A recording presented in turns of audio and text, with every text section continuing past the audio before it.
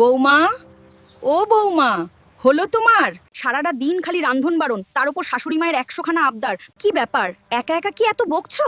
কাজের কথা বললেই যেন তোমার গায়ে ফসকা পড়ে। মা, আপনার গরম পানি দিয়েছি, গোসল সেরে নিন। আমি সব ব্যবস্থা করেছি যাতে আপনার কোনো অসুবিধা না হয়। কি দেখি, এগুলো কি সোনার বালা? হ্যাঁ মা, এগুলো সোনার বালা। হায় হায়, আমার ছেলেকে একদিন ফকির বানিয়ে ছাড়বে তুমি।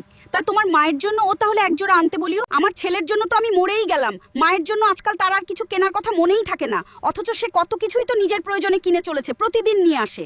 মা, আপনার কি মনে পড়ে বিয়ের সময় এমন একজোড়া বালা আমার বাবা আমাকে উপহার হিসেবে দিয়েছিল, যেটা আদতে আমার মায়ের ছিল, কিন্তু আপনার ছেলের চাকরি চলে যাওয়ার কারণে সেটি বিক্রি করে দিতে হয়েছিল।